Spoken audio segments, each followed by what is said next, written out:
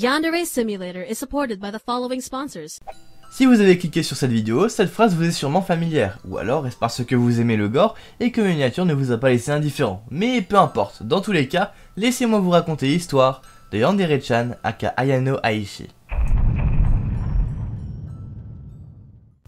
Durant son enfance, Ayano n'a jamais réellement été une enfant comme les autres.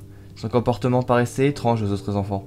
Elle ne ressentait rien, a toujours été incapable de ressentir la moindre émotion, ce qui pouvait la faire paraître antipathique parfois. Les médecins ont toujours été clairs sur ça, elle avait un réel problème, mais ils étaient incapables d'en trouver la cause. La jeune fille était en quelque sorte cassée, et s'est toujours sentie comme telle. Pour lutter contre son harcèlement, elle devait constamment faire semblant d'être normale, porter un masque si on veut. Un jour, sa mère lui avoua que celle-ci était exactement pareille durant son enfance, ce qui, vous allez voir, n'a pas beaucoup aidé à son développement. Aucune émotion, ni ressentiment, rien, jusqu'au jour où elle rencontra quelqu'un de spécial, qui la fit se sentir complète, réparée. Elle s'appelait Ryoba Aishi, et a eu beaucoup de difficultés, si on peut appeler ça comme ça, pour en arriver où elle en est aujourd'hui. Elle confia à Ayano qu'elle aussi, un jour, rencontrerait quelqu'un de spécial, et que si elle devait faire face aux mêmes difficultés, elle aurait alors besoin de quelques conseils. Conseils qu'elle lui donnera dans des contextes totalement opposés à ce pourquoi elle lui les donne, pour des raisons qui vous semblaient assez évidentes.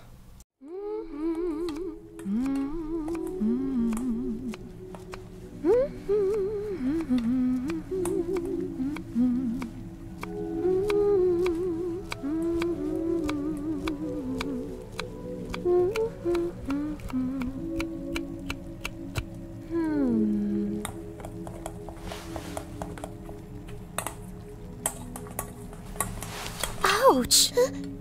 Oh dear, your clumsy mother got herself hurt. Would you mind cleaning up the blood while I bandage myself, dear? Okay.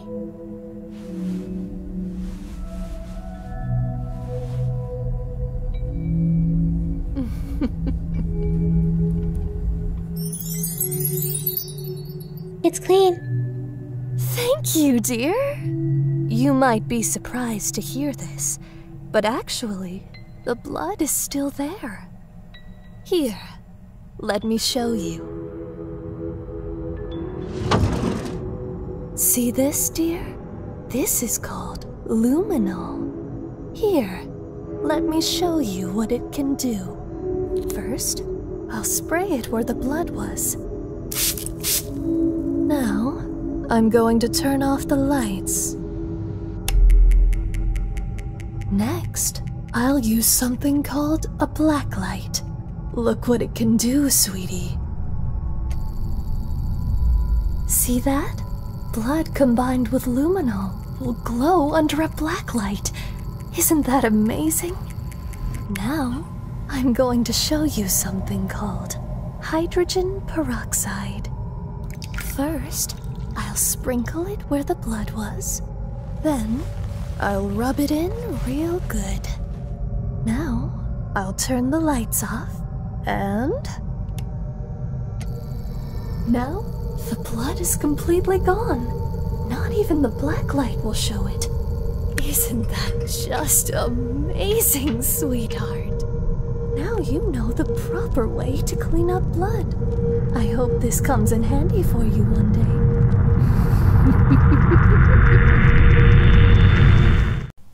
Bon, je pense que vous voyez un petit peu où je veux en venir. Et évidemment, tout ce qui a été prévu par Ryoba ne va pas manquer d'arriver. Après avoir pris l'habitude de faire semblant d'être normal en imitant le comportement des autres, un jour, dans un couloir, Ayano va rencontrer Taro Yamada, un garçon populaire de son lycée, et vous l'aurez compris, c'est ce fameux quelqu'un de spécial, ce fameux senpai. Ayano, ayant attendu ce moment depuis sa naissance, ressent alors sa première émotion, l'amour.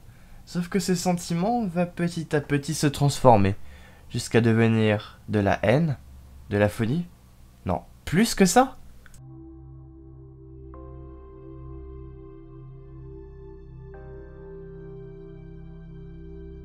I found him.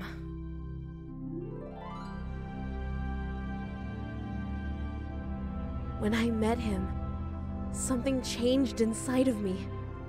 My world was filled with color and light. It was like I had opened my eyes for the first time. I felt warm. I felt complete. I felt alive. He is my escape from the cold, gray, empty world I've been trapped in. He is the one I've been waiting for, the person I want to spend the rest of my life with. But someone is trying to take him from me.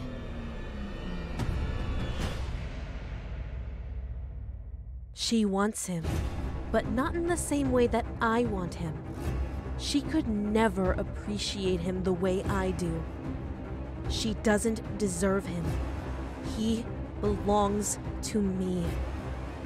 I have to stop her, even if it means hurting her, even if it means killing her.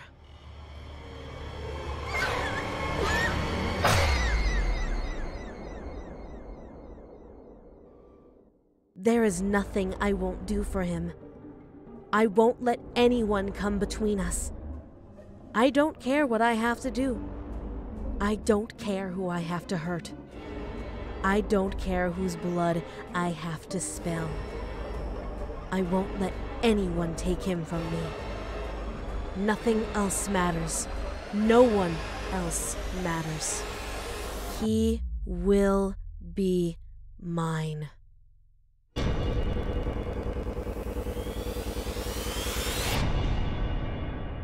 He doesn't have a choice.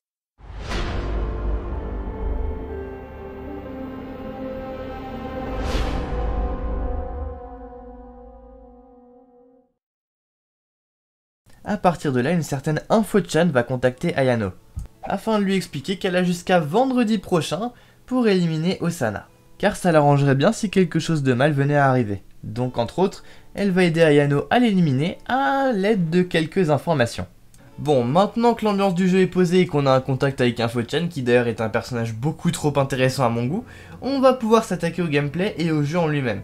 Si vous ne l'avez toujours pas compris, le but va être d'éliminer toutes nos rivales. Et au-delà du fait que pour l'instant on n'a qu'une seule rivale, Osana, on a tout de même le mode 1980 qui est terminé et qui nous permet d'en apprendre plus sur la mère d'Ayano, puisque c'est elle grossièrement qu'on va contrôler dans ce mode. Mais on va rester sur le mode principal pour aujourd'hui. Dans Yandere Simulator, nos rivales ne sont qu'une excuse pour laisser libre cours à notre imagination. Quant à ce qu'on veut faire aux personnes, je dirais que le jeu a un petit côté sandbox, dans le sens où on peut buter les personnages de quasi n'importe quelle manière, les kidnapper, répandre des rumeurs, détruire leur réputation, ou même être gentil avec eux. Leur rendre service, sympathiser, découvrir des quêtes secondaires, intégrer la bande des racailles, changer sa démarche, sa tenue, utiliser les différents objets présents dans l'école pour faire un petit peu ce qu'on veut, prendre des photos de culottes pour les échanger contre des informations à Info-chan. J'ai pas très envie de savoir ce qu'elle en fait personnellement. Ouais, bon, je pense que vous voyez un petit peu où je veux en venir. Vous pouvez totalement personnaliser le criminel psychopathe que vous voulez être. Ça se ressent également dans les dizaines de manières de se débarrasser de nos rivales. Ça va de s'infiltrer dans la maison d'un harceleur un peu, voire très obsédé, pour récupérer le chat d'Osana retenu en otage pour sympathiser avec elle et lui demander gentiment en échange de nous laisser Senpai. À buter absolument toutes les personnes présentes dans l'école et kidnapper Senpai, en passant par déchiqueter la tête d'Osana dans un ventilateur sur le toit de l'école. Et si on met à part les nombreux défauts du jeu passant en grande partie par les nombreux bugs, en soi, il est fun. Mais en réalité, je vous ai caché quelque chose. La pire fin, c'est pas la fin génocide consistant à tuer absolument tout le monde. Non, celle-ci est plutôt en réalité la plus compliquée à obtenir, étant donné que notre personnage ne peut pas se permettre de faire une véritable boucherie par peur de perdre sa chance avec Taro, donc il faut s'organiser pour couvrir nos crimes. Mais que se passerait-il si Ayano perdait tout? Sa raison de vivre, son dernier espoir de vivre une vie normale, littéralement tout.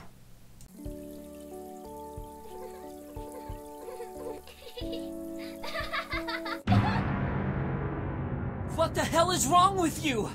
Get away from me!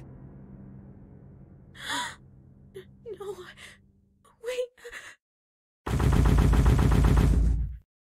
He knows the truth about me.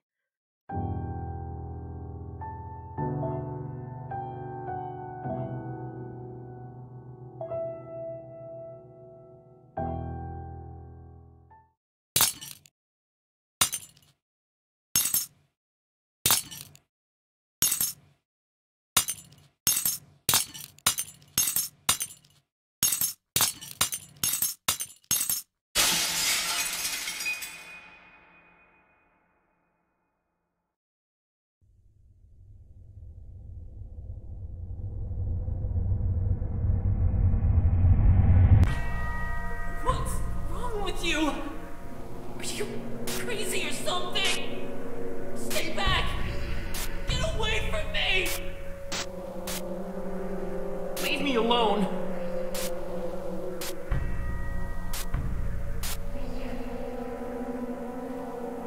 Stay away from me. No! Stop! Don't hurt me. No! Stop! Stay away from me.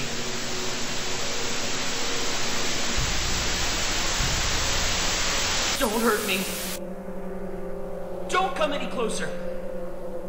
Stay away from me! No! Stop!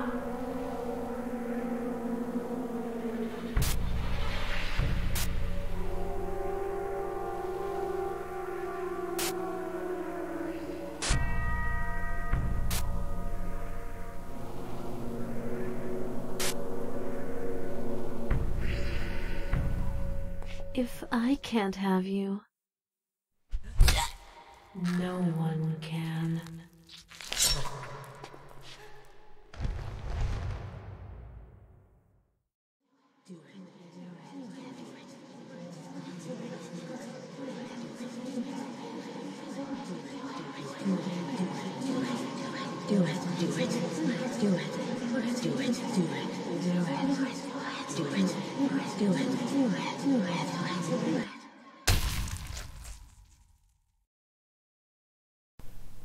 Après cela, le jeu a définitivement été banni de Twitch.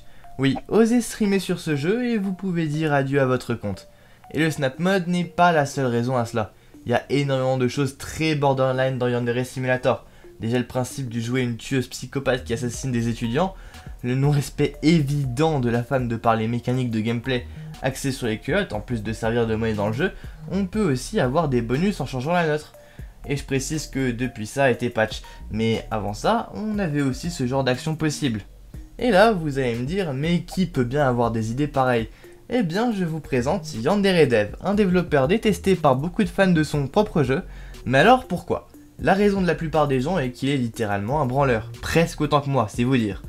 Ça fait maintenant plus de 9 ans que le jeu est en programmation, et vous voyez bien qu'on est toujours à la démo. À côté de ça, son jeu est quand même tout particulièrement populaire, et il ne se gêne pas pour créer un Patreon et engranger un salaire complet rien qu'avec des dons. Tous ses assets sont repris, certains de Steam, d'autres volés. Au-delà de ça, il a également un rapport aux femmes particulièrement dérangeant. On le voit de par beaucoup de posts sur les forums qu'il aurait fait durant son adolescence sur le nom d'Eva Xephon. Je vous affiche ici la manière dont ce pseudo a été retrouvé. Bon, on a des posts misogynes, on apprend qu'il joue à des jeux généralement très borderline, mais bref, je vais pas m'étaler sur le sujet. Je trouve important dans le cas présent de dissocier l'œuvre de son créateur, parce qu'au-delà de tout ça, Yandere Simulator est un jeu plutôt fun, il faut l'admettre. D'ailleurs, d'autres idées dans l'histoire doivent encore être développées sur le fait de découvrir les secrets d'InfoChan, et également le lien qu'a la famille Aishi avec cette école, car on voit que les enseignants sont très méfiants envers Ayano, particulièrement le proviseur qui, si on s'approche un peu trop de lui, n'hésitera pas à nous taser. J'espère en tout cas que cette vidéo vous aura plu, j'ai un petit peu plus bossé celle-là que la dernière sortie sur Demon Slayer. La raison en est simple, les révisions, les examens, les euros, etc. Ça m'a pris pas mal de temps et je m'excuse encore pour le manque de développement de celle-ci. Des améliorations arriveront assez vite dans mon contenu, je compte sur vous pour me faire confiance et vous abonner. Bref, c'était Mr. Flip Guys pour vous servir, à plus.